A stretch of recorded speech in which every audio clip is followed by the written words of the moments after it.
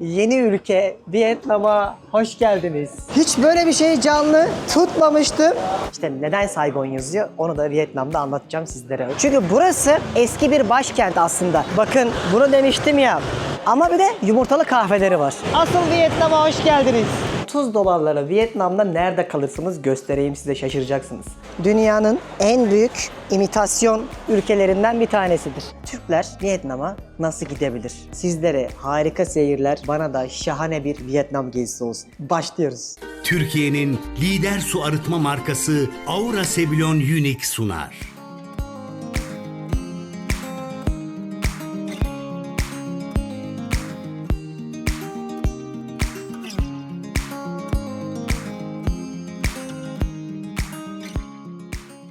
Hanımlar beyler, ben Deniz Pehlivan. Dünya turumun yeni ülkesi Vietnam'a hoş geldiniz. Nasılsınız? Yüzünden de anlayacağınız üzere enerji tavan, çok güzel uyudum. Şu anda Brunei'den Vietnam'a gidiyorum. Heyecan dorukta. Bundan önceki bölümde 115. ülkem Brunei hakkında size bir sürü bilgi verdim ve hayatımda gittiğim en sıkıcı ülkelerden bir tanesi demiştim. Bizde yalan yok biliyorsunuz. O yüzden buradan ayrılmak benim için biraz heyecanlı oldu. Neden? Sadece Brunei'ye şimdi suç atmayacağım. Çünkü bundan 10 sene önce, daha o zamanlar bloggerken gittiğim bir ülkeydi Vietnam. Ve dünyada hala tek partili yönetimin olduğu sosyalist bir devlet olan ülkelerden bir tanesi de yine Vietnam. Diğerleri hangileri? Çin, Kuzey Kore, Laos ve Küba. Ve bu ülkede aslında biz Türkler online vize alarak gidebiliyoruz ama çok bir şeye bilmiyoruz. Bunu neden söylüyorum? Birçoğumuz Tayland'a çok hakimiz, bu coğrafyadaki Malezya'ya hakimiz, Singapur'a hakimiz ama Vietnam'ı nedense çok böyle herhalde o Amerikan filmlerindeki o bize anlatılan savaşvari yermiş gibi düşündüğümüz için bize hiç cazip gelmeyen bir coğrafya. Ama düşünün, az önce hatta notlarıma bakıyordum. Ben buraya 10 sene önce gelmişim. Yani kendime şunu dedim. 10 sene önce senin buralarda ne işin var? Merak. O zamanlar daha gençtik, daha merakın peşindeydik. O yüzden geldiğimde, hatta bunu blogumda da yazmışım, birhayalimpeşinde.com'da. Yine söylüyorum, bir yere gidecekseniz önce blogumu okuyun, sonra videolarımı izleyin. Orada Ho Chi Minh, Hoi An, Da Nang, Hanoi, Halong Bay gibi böyle çok güzel yerleri gezmiş, blogumda da anlatmışım. O yüzden hani benim için birazcık bu gezi öncesi sonrası, yani 10 senede az değil. Dünya son 10 yılda inanılmaz değişti, takdir edersiniz. O yüzden hani bu video benim için biraz anılarımı harmanlayacağım. Biraz da sizlere ülkeye dair bildiklerimi gösterip böyle eğlenceli, keyifli bir şekilde gezebileceğimiz bir yolculuk olacak. Birazdan Brunei'den yaklaşık olarak 1 saatlik, 1,5 saatlik bir uçuşla ülkenin Ho Chi Minh City, yani eski Saigon'una götüreceğim sizleri. Orada hikayeleri anlatacağız beraber. Konuşuruz. Sıkıntı yok. Ben de. 200-300 dolara bilet bulabiliyorsunuz buradan ve direkt uçabiliyorsunuz. Yine söylüyorum, Brunei'ye asla turizm amaçlı gelmem. Bizlerden vize istemediği için gelip uğranabilir. Dünyada benim gibi bütün ülkeleri görmek istiyorsanız tik atmak için uğranacak bir yerde. Videomuz başlayacak ama şu an biliyorum oturdunuz, kahvaltınızı yapıyorsunuz ya da ayakları uzattınız, elde kumanda, bir elde çaylar, çekirdekler hazır, bu videoyu izleyeceksiniz. Ama ne yapıyorduk abilerim, ablalarım, güzel kardeşlerim? Video başlamadan önce bu videoyu bir beğenip bir de yorum atarsanız, Deniz Vietnam'la ilgili şunları merak ediyorum anlat. Deniz, dünya turuna ortak olduk. Seninle beraber geziyoruz. Deniz, senin bu zamana kadar anlattığın şeylerle ben de şu ülkelere gittiğim gibi kıymetli yorumlarınız beni bu yolculuğumda algoritma açısından destekleyebileceğiniz en güzel yanı olur dostlarım. Sizler için küçük ama bizim için bu kıymetli, ufacık bir 5 saniye çok değerli video başlamadan söylemek istedim. O yüzden heyecanlıyım. Güzel bir yolculuk olsun. Sizlere harika seyirler, bana da şahane bir Vietnam gezisi olsun. Başlıyoruz. Gezimiz Aura Sebilon su arıtma cihazlarının desteğiyle başlıyor. Dünyanın en katı şeriatla yönetilen ülkelerinden bir tanesi olan Brunei'deki tek havalimanındayım. Çıt çıkmıyor bakın. Dünyanın en sakin havalimanlarından bir tanesi diyorlar burası için. Çünkü genelde buraya turizm amaçlı değil, burada çalışan insanlar ya da işte Brunei'yi gezmek için, başka ülkeye gitmek için, zaten 400 bin nüfusları var. Bu insanlar bu havalimanını kullanıyorlar. Baksanız ya, böyle oldukça küçük, sakin bir havalimanından şimdi ayrılacağız. Bu ülkenin insanları Avrupa'ya da Amerika'ya da vize almadan gidebiliyorlardı. Pasaportları da çok güçlüydü. Satın alma güçleri de çok iyiydi. Devletin onlara sağladığı bir sürü imkan ve fırsat vardı. Önceki bölümü anlattım. Oradan izlersiniz merakınız varsa. Ama çok sıkıcı bir ülke. O yüzden biz burada 2-3 günde böyle bunaldık. Çünkü bir anda hayat bitiveriyor, yapacak hiçbir şey yok. Görecek ana yerleri görüyorsunuz ve diyorsun ki şimdi ne olacak? Buradan işte şimdi 1,5 saatlik yolculukla ülkenin çok güzel şehirlerinden bir tanesine, Vietnam'ın gideceğiz. Ve havalimanını da size gelmişken şöyle bir göstermek istedim. Artık Brunei'den ayrılabiliriz. Hadi bakalım uçağa doğru geçelim. Ya bu Asya'da çok yaygın bir sistem. Sizlerle de paylaşmak istiyorum. Belki görmemişsinizdir. Burada hani içecek kısmını zaten biliyorsunuz otomatlarda, ama şurada isterseniz yemeği alıyorsunuz. Böyle köftedir, tavuktur. Direkt hazır bir şekilde pilavla yapmışlar. Şunun içerisine atıyorsun mikrodalganın ve uçağa binmeden önce bir yemeğini yiyebiliyorsun. Bunu görmemiştim. İlk defa gördüm. Şu anda dünyanın en büyük 3. adası Borneo'dayız ve adanın kuzeyindeyiz. Bu ülkenin komşusu Malezya, ama aşağıda da koca bu adayı paylaşan bir de Endonezya vardı. Yemyeşil coğrafyanın olduğu, buraya nadir endemik bitkilerin ve hayvanların olduğu, ki önceki bölümlerde burada uzun burunlu maymunlar vardı. Onları görmeye gitmiştik. O yüzden doğal olarak aslında zengin de bir coğrafyaydı. Şimdi hayatımda ilk defa şu havayolu şirketiyle uçuyorum. Bu ülkenin krallığının havayolu şirketi. Bakalım nasıl bir tecrübe olacak. Gideceğimiz yerde Ho Chi Minh ama Saigon yazıyor. İşte neden Saigon yazıyor onu da Vietnam'da anlatacağım sizlere. O yüzden bildirimleri açmayı unutmayın. Özellikle beni ilk defa izliyorsanız. Peki Türkler Vietnam'a nasıl gidebilir? Evet Burçin Hanım, anlatır mısınız? Nasıl gidebilir biliyor musunuz? Elimdeki vizelerle, ki vizeyi aldığınızda en yukarıda da şöyle yazar: Sosyalist Vietnam Cumhuriyeti. Bu bir e-vize. Fiziki bir vizeyle değil, bir online vizeyle gidebiliyoruz Vietnam'a. Bu tek girişli, çok girişli olabiliyor. O yüzden ülkeye girişte bu dokümanı onlara göstereceğiz. Bu arada Vietnam vizesiymiş, Schengen'miş, Amerika'ymış, nereden alacağız deniz diyorsanız bizim Sezai'den alın. Hızlı vize aldan. Instagram'ından da bakarsınız. Benim dünya turundaki bütün vizelerimi yönlendiren, yardımcı olan, alan kişi odur. Selamımı söyleyin. Sizlere de yardımcı olsun. Sadece Vietnam için demiyorum. Diğer bütün neredeyse ülkeler için bunu söyleyebilirim. Ve az önce şöyle bir şey oldu. Bizim vizemiz olmasına rağmen pasaportu aldılar. Tutturdu dönüş bileti diye. Ya diyorum biz dünya turundayız, hani dönüş bileti niye alayım ki? Olmaz diyor. Gitti supervisor'ı geldi, manager'ı geldi. Burçin orada sinirleniyor bir yörük olarak. Bizi almayacaklar, bunun ne alakası var? Ülkeden çıkıyoruz işte diyor. Vizemiz var diyor. Yani öyle olmaz. Dönüş bileti isteyebilir arkadaşlar. Böyle bir hakları var. Çünkü buradan sizi bindiren ülkenin sorumluluğunda aslında her şey. Yani diyelim ki Vietnam'a indiniz ya da bir Schengen bölgesine indiniz. Oradaki adamlar sizi belli bir sebepten dolayı, evrak eksikliğinizden dolayı, dönüş biletinizin olmamasından dolayı almayabilir.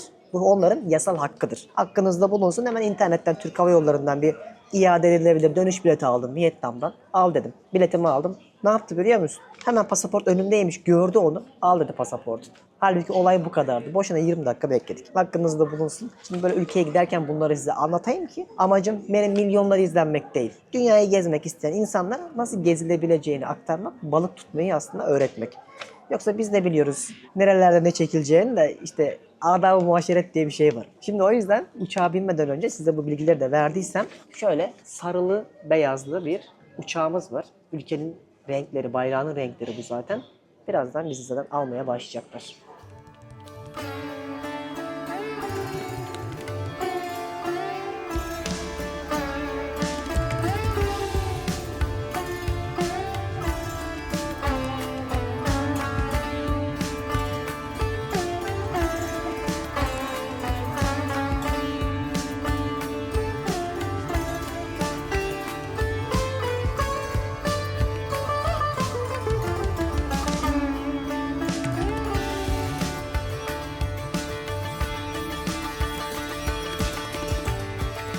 Şimdi yaklaşık bir yarım saat oldu.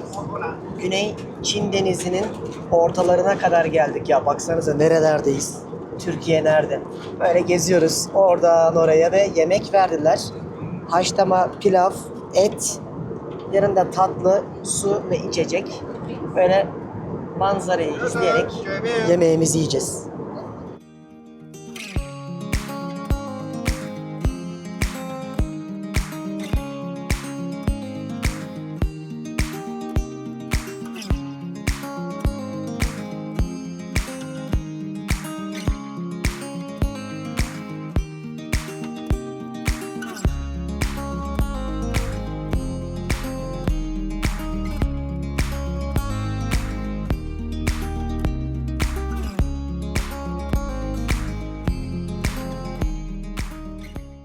ve yeni ülke Vietnam'a hoş geldiniz. Ve hanımlar beyler an itibariyle artık resmi olarak Vietnam'a girmiş bulunmaktayız. Hiçbir şey sormadılar.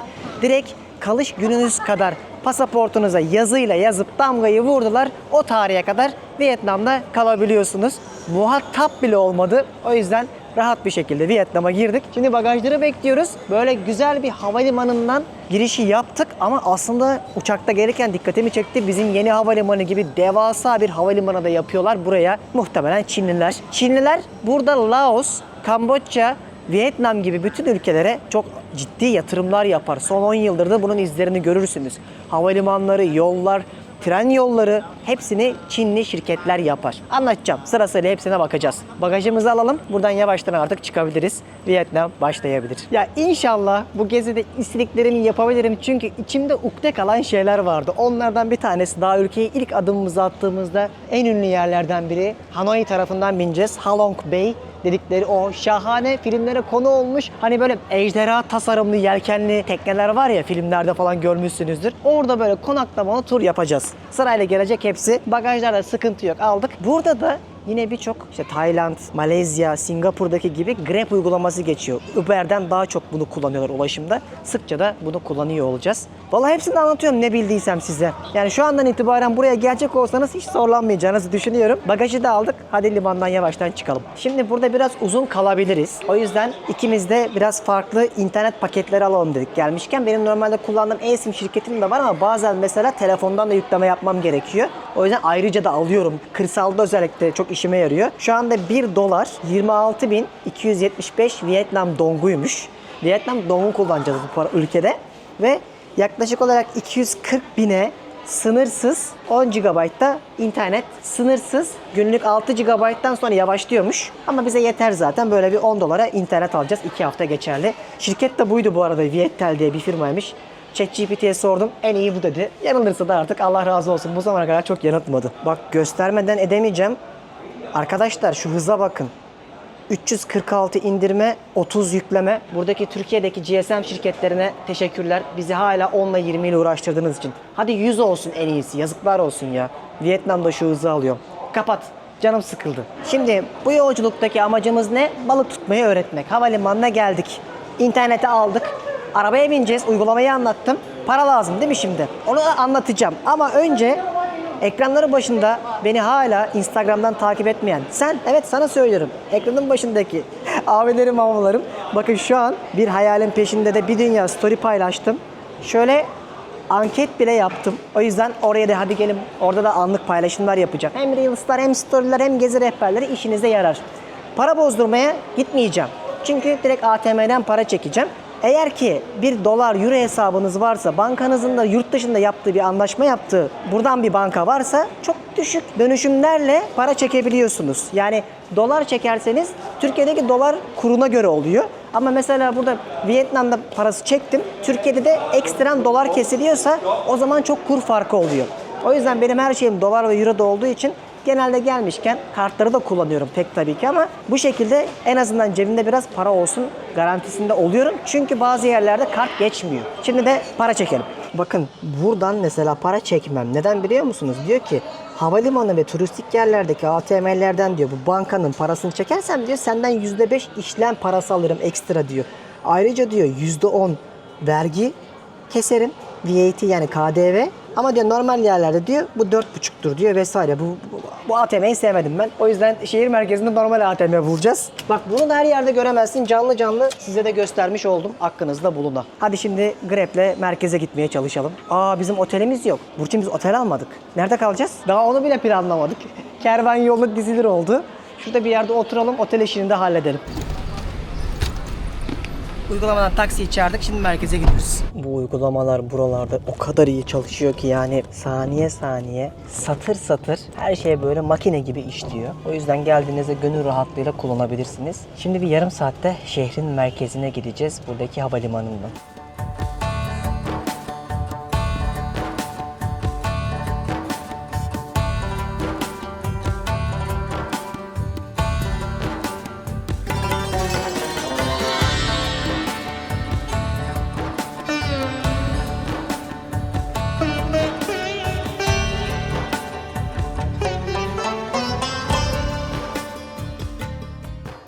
Şimdi şehrin merkezinde son dakika bir otel bulduk. Çünkü biz buraya hiçbir şey planlamadan geldik.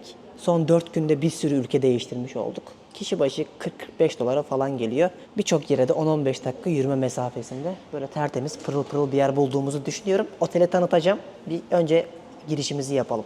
Hizmete bak. Hoş geldin içeceği olarak soğuk çay verdiler, Vietnam çayı. Güzel. Çok güzel. Ben bundan içerim buldukça. Bakın kişi başı yaklaşık 40 dolara, hatta düşük sezonda gelirseniz 30 dolarlara Vietnam'da nerede kalırsınız göstereyim size, şaşıracaksınız. Böyle duş, tuvaletiniz var, mis gibi tertemiz kokuyor bu arada. Haklarını yiyemem. Şurada küçük bir lavabo koymuşlar. Ya terlik koymuşlar, terlik, rahat rahat gezin diye odanın içerisinde. Burada küçük bir mini dolap var. Ve en çok beğendiğim şey, şurada oturup çalışabilirsin, yemek yiyeceksen yiyebilirsin. Kocaman bir yatak ve şurada da çalışmanız için ayrı bir masa koymuşlar. İşte ya da makyajınızı yaparsınız ve ne güzel bir nehir manzarası var. Hiç böyle bir yerde kalacağımı düşünmüyordum. O yüzden çok keyifli oldu. Bagajları şimdi burada atıyoruz. Hemen yemek yemeye gidelim dostlar. Bayağı kurt gibi açız. Hem de bir ilk izlenim Vietnam sokaklarını beraber görürüz. Şimdi dostlar otelden çıktım. Bulunduğumuz yer böyle bir ana yolun hemen kenarında ama nehir manzarası olduğu için seçmiştim. Bir de merkeze 1 kilometre uzaklıktaydı. Şimdi ben size bu merkezdeki en ucuzundan en pahalısına, en iyisinden en kötüsüne, hatta 5 yıldızlarına kadar Vietnam, Ho Chi Minh'deki bu otelleri açıklamaya bırakayım. Oradan bakarsınız. Bu şekilde hani güzel yerler de var. Önerilerim de olur. Kaldığım yere de bırakırım. Sizler de eğer buralara gelirseniz, ben mesela bu oteli beğendim. Gayet de işimi görüyor. Hani orta bütçeli bir yer arıyorum derseniz fena değil. Açıklamaya bakın. Grab'den şimdi yine arabayı çağırdık. Çok güzel bir pizzacıya götüreceğim sizi. 10 sene önce gelmiştim, bu pizza zincirini görmüştüm. Hatta demiştim ki bunun aynısını biz Türkiye'de niye yapmıyoruz? Birazdan gittiğim yeri paylaşacağım. Sizler de ne demek istediğimi anlayacaksınız. Grab'den taksiyi çağırdık, bekliyoruz. Sokağa adımı attık. Dünyanın hiçbir yerinde bu kadar çok motor göremezsiniz. Şuraya bak, ordu geliyor. Araba yok resmen, değil mi?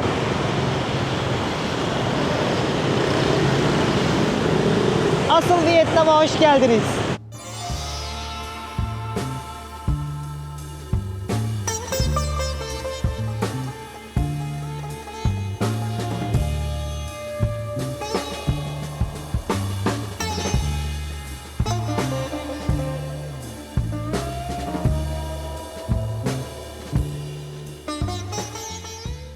Böyle evlerin 4 katlı olan eski Vietnam mimarisini görebileceğiniz noktalar da var. Arkada bakın yeni yapılan gökdelenler de. Yani ilk izlenimim, yine söylüyorum, ben buraya 10 sene önce de geldim ama hiçbir şey hatırlamıyorum. Ve şu an gördüğüm şey şu ki her şey iç içe. Yani yüksek ve yatay mimari böyle dip dibe olmuş. Ve her yerde onların iki bayrağını görüyorsunuz. Hem kendi milli bayrakları hem de sosyalizmin işte orak, çekiç, onları görebiliyorsunuz. Şimdi tam merkezine doğru gidiyoruz. Zaten 5 dakika falan taksiyle. Ya burada nasıl motor kullanıyorlar? O kadar hani dedikleri var doğru ki arabaların 5 santim kalıyor ancak çarpmaman. Nasıl geçiyorlar inanılır gibi değil. Burası en merkez pazarları. Böyle böyle biz de alışacağız. Hadi bakalım. Geldik. Yemek yiyeceğimiz yere geldik. Pazarın direkt arkasındayız zaten ama şöyle bir sokaktan ilk izlenimleri göstermek istiyorum. Buradaki şu kamışları şu presleme makinesiyle sıkıyorlar ve şeker kamışı suyu içiyorsunuz. Burada da Nebahat abla el yapımı köfte satıyor. Hello, meatball. What is this meatball? Ha, grilled beef sandwich. Ha, okay. O ekmekler de güzelmiş ha. Eat egg ha. İnsanlar da gayet şu ana kadar tatlı, güler yüzlü. Anlatacak çok şey olacak. Ama bu çocuklar artık sağlam bir yemek yesin. Ölüyoruz. Görüntü gitmeye başladı. Şu bir zincir, Vietnam'dan çıkmış bir marka ve nereye gitseniz görebiliyorsunuz. Şahane pizzalar yapıyor. Yani sırf bunu yemek için buraya geldik şu an. Pizza 4 PS adı da. Şimdi diyeceksiniz, Vietnam'a geldin, bunu mu yiyorsun? Evet, bunu yiyorum. Birazdan yüzümüzden anlayacaksınız. Normalde böyle ortada önünüzde yapıyorlar pizzayı. Direkt izliyorsunuz açık bir şekilde. İsterseniz etrafta oturup kokteylinizi falan da içebiliyorsunuz. Ama yer yok dedi orada ama bomboş halbuki. Çok tatlı insanlar ya. Ne kadar güler yüzler. How many people you want? Tüh, oha çok güzel ya. Vietnam son yıllarda birçok buraya gelen YouTuber kardeşlerimden de gördüğünüz üzere thank you very much.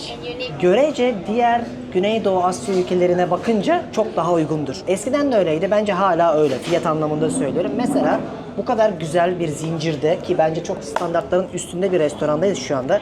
Bir margarita pizza 160.000 sadece. Yani $5 civarında. Güzel bir kokteyl 170.000. Yani o da yine $5-6 civarında. Yani gerçekten Tayland'da bile ben size fiyatların çıldırdığını söylemiştim. Çok ciddi bir artık o pandemiden sonraki enflasyonu hissettim. Ama şu anki ilk izlenim burası için taksiden, otelden tutun güzel bir restorana kadar gayet bence Türklerin gelip rahatça tatil yapabileceği bir yer olacak.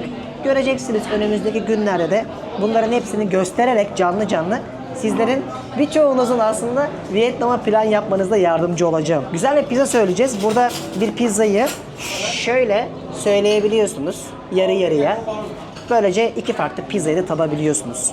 Bir şeye karar vereceğiz şimdi kurt gibi açız. Özellikle margarita yıkılıyordu yani yorumla. Sen ilk defa yedin. Hayır, ben normalde de margaritayı çok severim ama bu farklı bir boyuttu bence. Belki de yediğim en lezzetli margarita buradaydı yani. Deniz Pehlivan boşa söylemez. Şimdi karınlarımız doyduysa nerede kaldık? Puzzle'ın eksik parçalarında. Hadi başlıyoruz. Güneydoğu Asya'nın en kalabalık 3. ülkesindeyiz. 1. Endonezya, 2 Filipinler, 3 burası. 102 milyon nüfusu var ama özellikle şehirler o kadar nüfus yoğunluğu yaşıyor ki bu 102 milyonluk ülkede 75 milyon aracın olduğunu söylüyorlar. O yüzden mesela bu kentte de bu kadar çok motor görüyorsunuz ki kişi başına motor düşen en yoğun kentlerin başında geliyor Ho Chi Minh şehri. Diyeceksiniz ki neden herkes motor kullanıyor?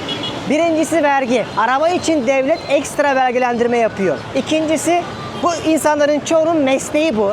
Getir götür işi yapıyorlar. Üçüncüsü ise yolların, ara sokakların müsait olmaması. İşte bu ara sebeplerden dolayı insanların ana ulaşım aracı motorlar. İşte bu şehirde de en ünlü yerlerden bir tanesi Ben Thanh adındaki pazarlarından bir tanesi. Aslında burada Mekong Nehri turu ve aynı zamanda o Vietnam-Amerika Savaşı'ndaki Çiçi tünelleri olarak bilinen yer var. Ama ben size onu sonraki bölümde anlatacağım. Biraz da tarihe bağlayarak. Çünkü burası eski bir başkent aslında. Ve 100 yıl boyunca burayı Fransızlar yönetmiş. Sonra Amerikalılar gelip diyorlar ki hayır siz ikiye ayrılacaksınız ve burayı artık biz yöneteceğiz deyip bir savaş dönemi başlıyor. Ve 1975'e kadar da bu savaş devam ediyor. 76'da özgür oluyorlar ve Ho Chi Minh bu komünizm hatta Ho amca diye geçiyor tarih kitaplarında ve Vietnam Ho Chi Minh dediğiniz zaman buradaki Vietnamlar size böyle bakarlar. Hani biz nasıl Mustafa Kemal Atatürk deyince bir yabancı gururlanıyoruz. Onlar da liderlerinin ismini söylediğinizde ve böyle biraz marş gibi söylediğinizde mutlu olurlar. Kentte dedim ya ana gezilecek pazarların başında burası geliyor diye gelmişken bir bakalım hadi. Bakın bunu demiştim ya. Resmen hiç araba yok. Böyle çok da tatlı insanlar. Selam vererek hemen bak yanımdan geçti mesela. Ve burada da sokak yemekleri çok yaygındır. Dünyada en yaygın 10 sokak yemeği mutfağından birisi vardır. Ve genelde de noodle, pirinçten de yaparlar. Ve tabii ki pirincin aslında her türlüsü yenir.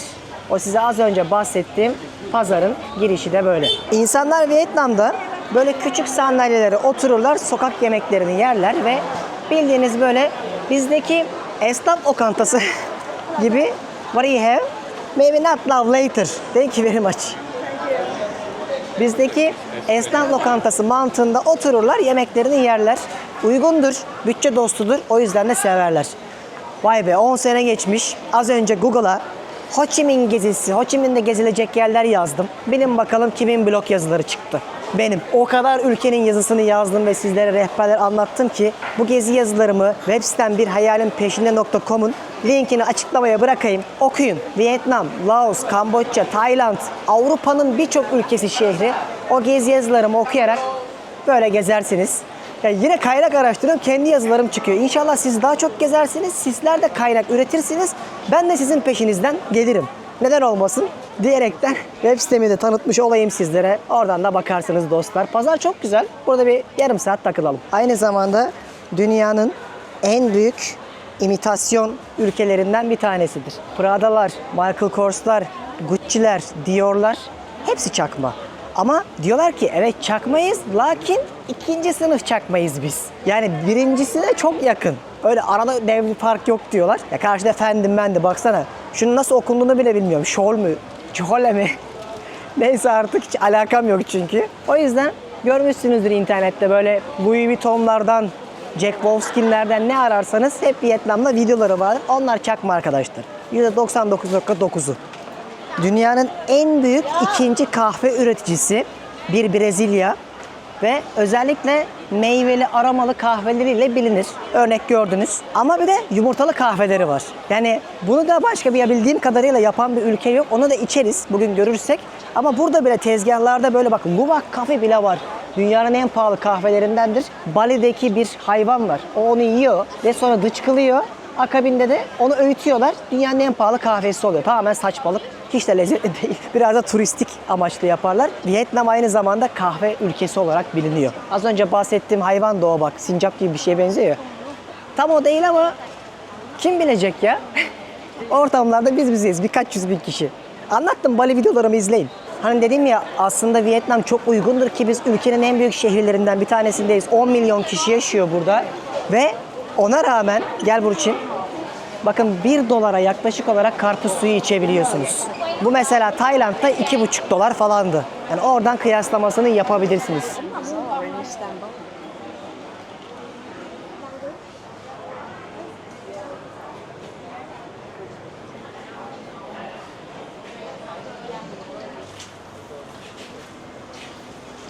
Market çok güzel. Çok beğendim. Tertemiz, hiç kokmuyor.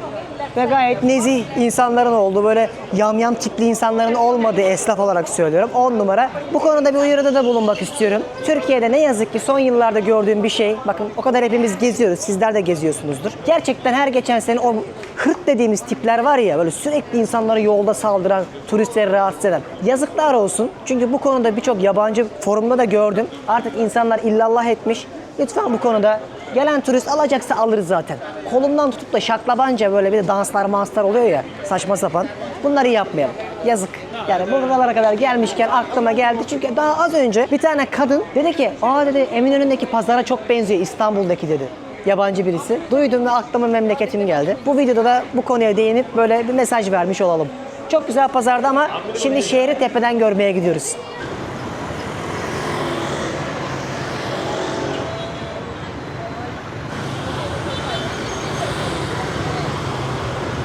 Artık iş çıkışı saatindeyiz de kardeşim ben nasıl yürüyeceğim buradan? Kaldırımda yer yok resmen. Motor trafiğinden bir şekilde böyle yanlaya yanlaya gideceğiz. Aman dikkat Burçin. Buranın da gerçekliği bu işte. Yapacak bir şey yok. Bir şekilde adapte olmak lazım. Ya bilmiyorum belki Hanoi hatırlamıyorum daha mı kalabalıktı ama burası fenaydı şu ana kadar. Güzel bir çatı katından şehri izlemeye gidiyoruz. Çünkü gün batımı saati yaklaşıyor. Ben hep size ne derim? Böyle şehirlerde şehrin hem gecesini hem de gündüzünü görmek lazım. O yüzden yukarıya çıkmak lazım.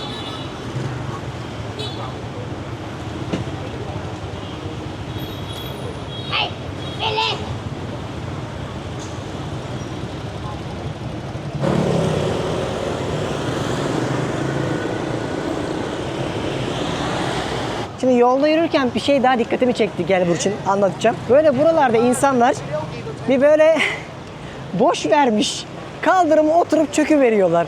Ya da terliğini merliğini çıkartmış oturuveriyor. Yanımızdaki kardeşlerimizi gördünüz zaten. Onlar da öyle takılıyorlar şu an akşamüstü. Şu binalardan birinin tepesine çıkıp Ho Chi Minh manzarasını izleyeceğiz. Yalnız burada masaj daha da ucuzladı. 9 dolar sadece. Ne hayatlar var ya. Burada. Gideceğimiz yer burası. Aqua Sky Bar. İlk gittiğimiz mekanın açısını beğenmedik. Şöyle bir 200 metre daha yürüdükten sonra Twilight adında bir mekana geldik. Ya fiyatlar falan o kadar uygun ki burada dostlar. 5 dolara mesela şarap içebiliyorsunuz. 3-4 dolara bira içiyorsunuz ve üstüne bir de happy hour, yani 5 ile 7 arasında happy hour oluyormuş. %30'da indirim yapıyorlardı. Burada gün batımını izledik, bir yandan da şehrin akşam böyle ışıltılı tarafını 11. kattan seyrederek bir dinlenme yaptık. Güzeldi, günün yorgunluğunu burada attık. Şimdi artık tam anlamıyla akşam oldu. Bakalım akşam neler yapacağız. Çıkarayım mı diyor. Bir dakika arkadaşlar, bir saniye, bir olay oldu, bir durum var. Yolda bir balık Dükkanı gördük. Çıkardığı şeye bakın. Oo. Oh my god. I cannot. Ay, tut diyor. Şuna bakar mısın? Adam kadar. Ve bunun kilosu 5000 TL yaklaşık olarak 120 dolar. This side. Wow. Bakar mısın? Hiç böyle bir şey canlı tutmamıştım. Direkt çıkardı verdi. Norveç'ten geliyormuş. Diyor ki hemen diyor atayım mı mangala dedi. Ay o şimdi şey olmuştur ya, canı yanmıştır. Bak gelene bak Burçin. Aa, Dünyanın en büyük ıstakozlarından bir tanesi. You take it. Bu gerçek olamaz ya. Ve canlı hepsi. Buradan seçiyorsunuz deniz mahsulünü. Sizin için pişiriyorlar. Ve bunların kilosu yaklaşık olarak 80-90 dolardı. Bak Tayland mesela bu konuda kafayı yemiş diyordum orada, hatırlıyor musunuz? Uçmuşlar. Yani orada 2-3 katıydı fiyatlar mesela. Başka ilginç ne var? Şunlara bak. Ve tertemiz, pırıl pırıl. Bak tokuz, aç olsak ben kendimi şunun içine atardım. Kesinlikle yerdim de. Buralarda atladı. It jumped. Bir şey yapmaz. Burçin'in üstüne atladı karides. O da gülüyor. Burada kabuklular var. Yani kabuklunun neyini arıyorsun? Burada mavi ıstakoz var. Blue lobster. Ha? Ya bunun mesela çoğu et değil. Şurasında oluyor et. Harika deniz mahsulleri var. Şu an bunu sevenler ne demek istediğimi anlıyor. Yorumlara yazın. Sevmeyenler de ay o yenir mi ya, ne kadar çirkin şey deniz yapma ya diyorsunuzdur. Ama müthiş. Yarın akşam buradayız. Yani bir sonraki bölümde. O yüzden bildirimleri açın. Şimdi akşam saatleri olunca dedik ki bayağıdır yaptırmadığımız bir şey yaptıralım. Ne olabilir o? Masaj. Çok güzel bir masaja geldik şu anda. İşte 10 dolar falan ödüyorsunuz yaklaşık olarak ve 1 saat masaj yapacaklar. Şimdi güzel bir masajı hak ettik. İlk defa bugün Vietnam'da masaj yaptırıyoruz. Bakalım nasıl olacak. Valla şöyle bir yerde masaj yaptırdık. Fena değildi, en azından kendimize geldik. En ilginci suratımıza komple bildiğiniz hıyarı, salatalığı kesip ince ince yapıştırdılar. Önce bir güzellik seansı oldu. Ondan sonra da masaj. Biraz da kendimize geldik. Yol yorgunluğunda attık, acıktık. Normalde Vietnam'da Vietnam yemeği için ölmüyorum. Yalan söylemeyeyim. Bizim ya da senin benim seveceğimiz böyle aşırı bayılacağımız şeyleri çok olduğunu da düşünmüyorum. Sonraki bölümlerde tadarız. Buraya geldiğimizde böyle bayağı üst sıralarda gördüğüm bir restoran vardı. Pek de denk gelmezdi. Bir Arjantin restoranı buldum. Size Latin Amerika'da harika steakhouse'lar göstermiştim. Buraya kadar gelmişken Burçin de tatsın istedim. Beraber şimdi güzel bir Arjantin restoranına gidiyoruz. Bakalım Vietnam'da o nasılmış. İtiraf etmek istiyorum. Yemek yiyeceğimiz yere doğru gidiyoruz. Ben burada tam Asya'yı hissettim. Yıllardır dünyayı gezerim ve bu dünyayı gezmenin bana kazandırdığı en güzel şey kıyaslama yapabiliyorum artık.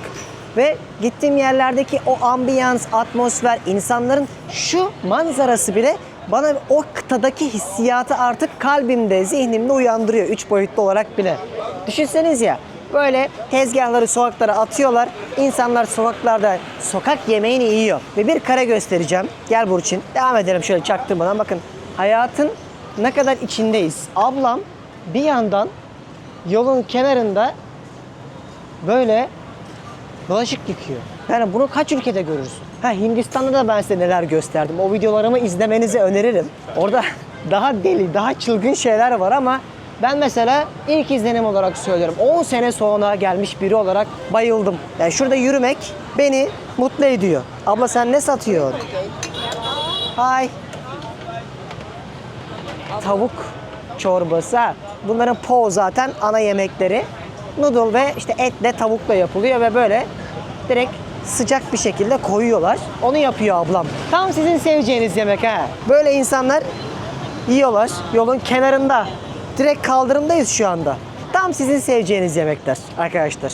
Tarhana, işte bulgur pilavı, üstüne po. Bayılırsınız. Geldik restorana, az kaldı. Çok güzel restoranlar var. Vallahi akşama da bir başka güzel. Hava da şu an çiçek gibi. Ben burada saatlerce dolanırım. Çok beğendim. Restorana da geldik zaten. İnşallah şuradan çıkarken böyle haykıra haykıra, ağlaya ağlaya bu restorana mutlaka gidin demek nasip olur ya Rabbim. Bir Arjantin restoranına geldik. İsmi El Gacho. Dünyanın en iyi steakhouse ülkesi. En iyi. Yani İtalyanlar da yapıyor, Fransızlar da, Almanlar da, biz de iyiyiz. Ama bence en iyisi bunlar. Şimdi burada güzel bir akşam yemeği yiyeceğiz. Ya ben et yiyelim deyince böbreği bırakmayı sanmıştım. Bu nasıl Vietnam? Hiç böyle bir şey beklemiyordum. Çünkü bakın gündüz ne kadar uyguna pizzalar yemiştik. Burada sıradan bir steak 1,3 milyon dong. Ve orta halli bir steak 2 milyon dong, yani 80 dolardan aşağı burada yemek yiyemiyorsunuz. Kallavi bir yermiş. Hani gelmişken biz tükürdüğümüzü yalayacak değiliz. Sizlere anlatacağız sonuçta ama bayağı hani Vietnam'ı bırakın, dünya standartlarıyla yarışacak bir yer. En azından manzaramız güzel. Bir şeyler söyledik, bakalım et nasıl olacak.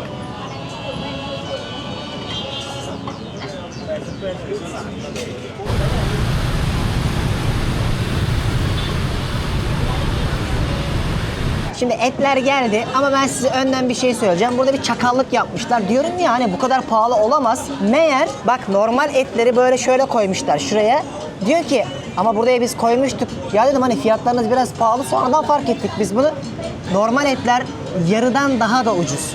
Yani yaklaşık mesela güzel bu etin aynı porsiyonlarını 1 milyona söylerken, hatta 700 ila 800 bine söylerken bunlar 2 milyon. Orada birazcık bence turist çakallığı yapmışlar. Önemli değil. Bir üst segment etmiş. Gelmişken deneyelim. Bu da bizim bu akşamki hatamız olsun. Gerçi hata da demek istemiyorum. Yani et sınıflarını bilenler zaten bana hak veriyorlardır. Yeter ki değilsin. Böyle güzel birer porsiyon etimizi söyledik. Bakalım nasıl? Ya ben yemeği, içmeyi bak yine söylüyorum. Göstermeyi sevmem ama benim işim bu. Hep diyorsunuz yediğini, içtiğini anlat, görelim, biz de ona göre gideriz diye ki size geri bildirimde bulunabileyim. O yüzden hakkınızı helal edin. Ben yine söylerim hep bunu.